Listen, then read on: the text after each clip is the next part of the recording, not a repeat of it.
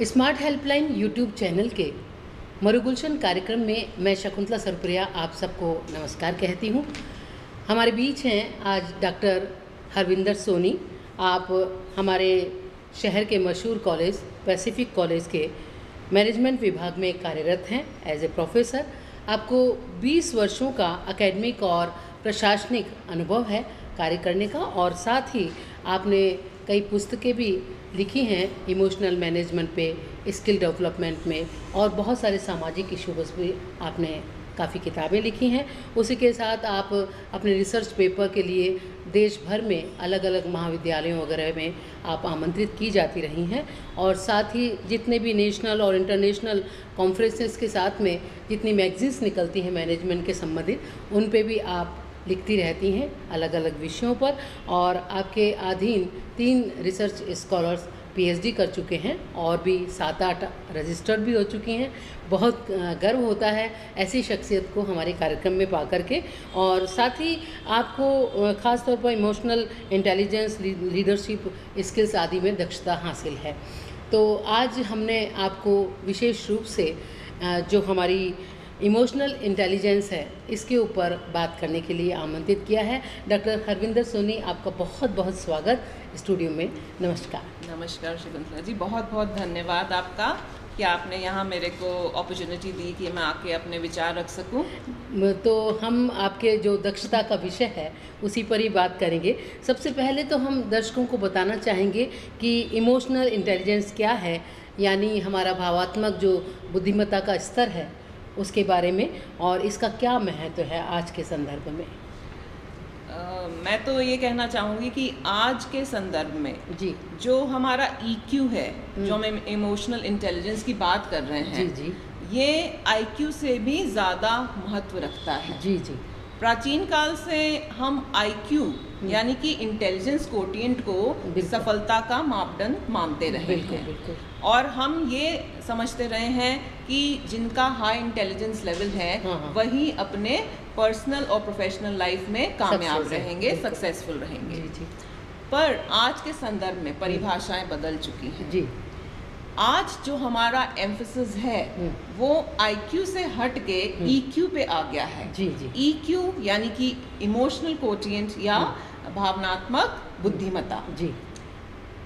Daniel Goleman ने सबसे पहले इस बारे में बात करी थी, इमोशनल इंटेलिजेंस के बारे में। जी जी। तो इमोशनल इंटेलिजेंस का अर्थ है अपने इमोशंस, अपनी भावनाओं को सबसे पहले समझना और उनको कंट्रोल करना, और इसके साथ ही जब हम दूसरों के साथ इंटरेक्शन करते हैं, दूसरों के साथ डील करते हैं, तो उनके इमोशंस को समझना और उसी के अकॉर्डिंग उनसे डील करना। मतलब किसी भी परिस्थिति में हम कैसे अपने आप को ढालें, जैसे पानी अपने बहाव के साथ बहता रहता है, वैसे इजीली हम कैसे अपने जीवन को जी सकते हैं। तो ये तो युवा, आज की वर्तमान पीढ़ी के लिए, युवाओं के लिए बहुत ही काम का विषय है। तो इसके विशेष रूप से क्या तत्व हैं इमोशनल इंटेलिजेंस के, क्या कंपोनेंट्स हैं? बिल्कुल।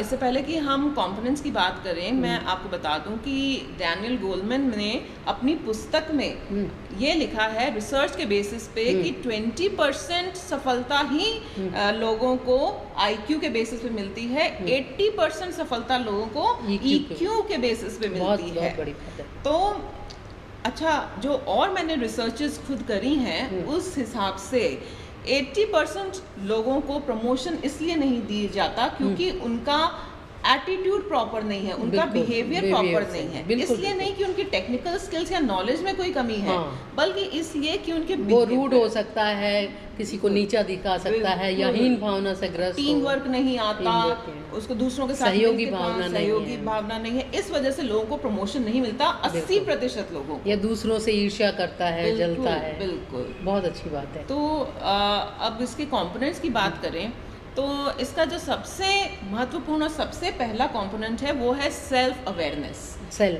तो ये सेल्फ अवेयरनेस क्या है? सेल्फ अवेयरनेस मीन्स सबसे पहले खुद को समझना और खुद को जानना। जी।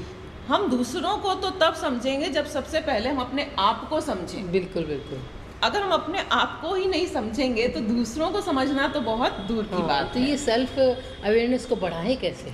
तो ये शकुंतला जी, सेल्फ अवेयरनेस हम क्रिएट कर सकते हैं अपने अंदर, अपने इमोशंस, अपनी भावनाओं को रिकग्नाइज करके, किस परिस्थिति में हमें गुस्सा आता है, किस परिस्थिति में हम खुश होते हैं, किन परिस्थितियों में हम उदास हो जाते हैं, और अपने इमोशंस को हम कंट्रोल करें, अडेप्ट करें अकॉर्डिंग टू सिचुएशंस। तो ये जो पहली सबसे बड़ी चीज़ इसमें है वो है अपने आप को समझना, अपनी स्ट्रेंथ्स और अपनी वीकनेसेस को समझना, अपने इमोशंस, अपने मूड्स को समझना और परिस्थिति के अनुसार इनको ढालना। तो क्या ऐसा करते वक्त कोई व्यक्ति सफल हो सकता है?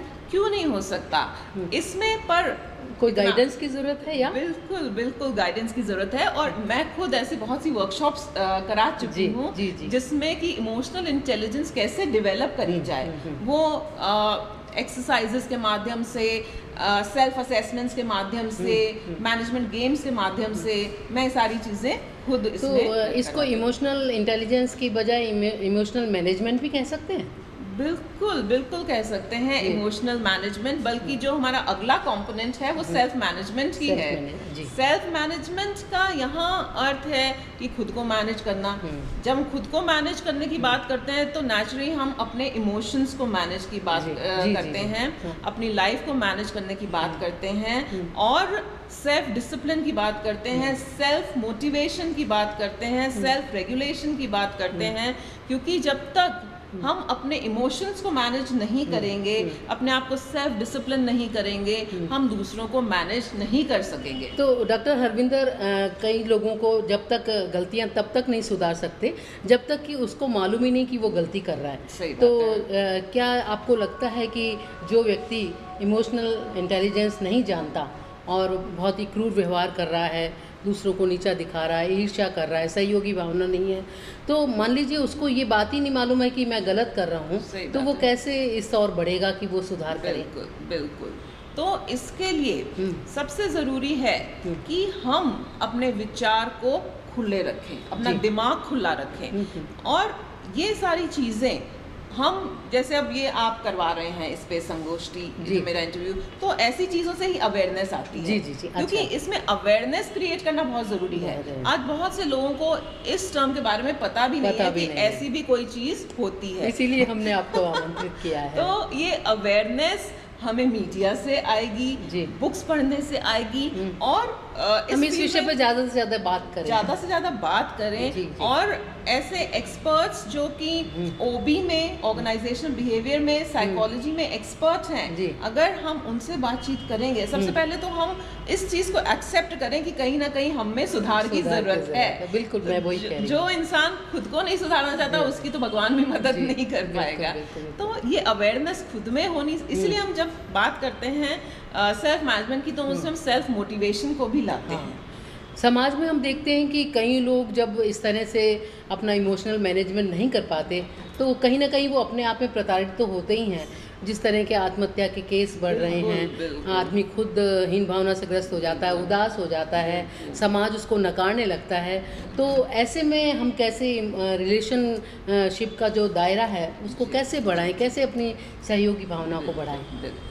तो इमोशनल इंटेलिजेंस से इसको रिलेट करें तो उसका एक कंपोनेंट है रिलेशनशिप मैनेजमेंट। जी।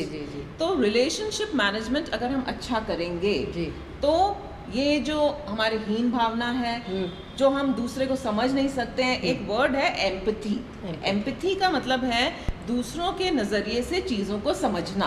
एक तो है सिंपैथी और एक है एम्पैथी। सिंपैथी होता है सहानुभूति रखना, और एम्पैथी होता है दूसरों के नजरिए से चीजों को समझना। एक इमोशनली इंटेलिजेंट व्यक्ति जो है वो दूसरों के नजरिए से चीजों को समझता है। नजरिया मतलब कि हम उसकी जगह अपने आप को रख के सोचें। यस, बिल्कुल। ये बहुत कम होता है, और हम जब क्रोधित होते हैं तो कुछ ना कुछ कह देते हैं, दूसरे को नीचा दिखाने का चुगलियाँ करने का, बिल्कुल। दूसरों को भिड़ाने का, तो ये काम भी बहुत सारा समाज में होता है और ये सामाजिक विघटन को जन्म दे रहा है। तो यही चीज़ ना सिर्फ हमारे समाज में है, हमारी ऑर्गेनाइजेशंस में भी है, हाँ। वर्क प्लेसेस पे है। हाँ। हम एज अ टीम काम नहीं कर पाते हैं, एक दूसरे से जेलस फील करते हैं, बिल्कुल। कॉन्फ्लिक्ट्स होती हैं। हाँ। तो इन सब से उबरने के लिए सबसे अच्छा जो उपाय है वो है इमोशनल इंटेलिजेंस अपने आप में विकसित करना।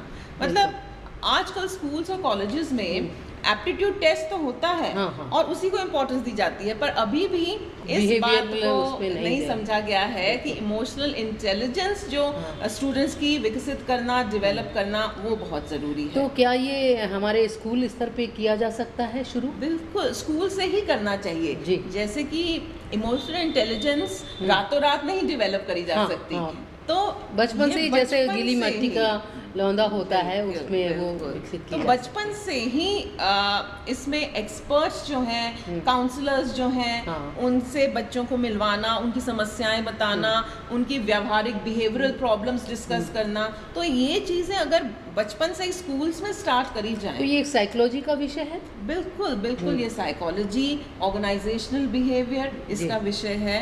और जैसे कि मैंने कहा, पर्सनल, सोशल और प्रोफेशनल लाइफ में सक्सेसफुल होने के लिए ये बहुत ज़रूरी है। बहुत ज़रूरी है। बहुत ज़रूरी है। बहुत अच्छा विषय आपने चुना है। और हम ये मान सकते हैं कि अगर समाज में, परिवार में प्रेम, सौहार्द, सद्भावना, ऐसे जो तत्व हैं वो अगर आ जाएं तो समाज बहुत खूबसूरत बन सकता है और हमारा देश बहुत अच्छी तरक्की कर सकता है।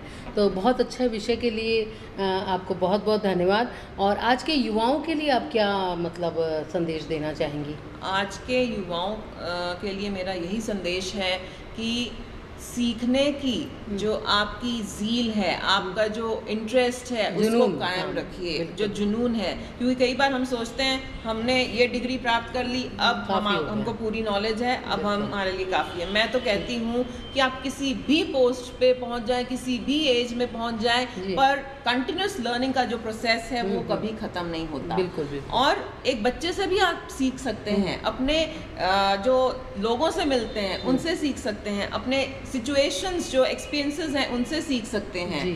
साथ ही हम बुक्स तो है ही हैं, जी। तो that means continuous learning. Plus मैं एक चीज़ और कहना चाहूँगी कि केवल थियोरेटिकल नॉलेज पे मत जाएं, आप अपने आप में स्किल्स डेवलप करें। जी। जब तक आप में स्किल्स नहीं हैं, आप कितने भी अच्छे मार्क्स ले लें, आप अपने प्रोफेशनल लाइफ में सक्सेसफुल नहीं हो पाएंगे। बहुत सही आपने कहा। तो युवाओं को बहुत ज़रूरत है इस स्किल की और इंटेलिजेंस बढ़ाने की। इस भावात्मक इंटेलिजेंस को बढ़ाए और अपना व्यवहार को सुधारे और समाज में एक सद्भावना और प्यार का, मोहब्बत का माहौल क्रिएट करे। बिल्कुल। बहुत बहुत शुक्रिया डॉक्टर हरविंदर सोनी। और आगे भी इसी तरह के नए नए विषयों पर हम आपसे बात करेंगे, आपको तकलीफ देंगे। शुक्रिया। तो स्मार्ट हेल्पलाइन यूट्यूब चैनल के मरुगुलशन कार्यक्रम का समय यहीं समाप्त होता है। आप इस चैनल को सब्सक्राइब करें, ज़्यादा से ज़्यादा लाइक करें। शकुंतला सरुपुरिया को इजाज़त दीजिए। नमस्कार।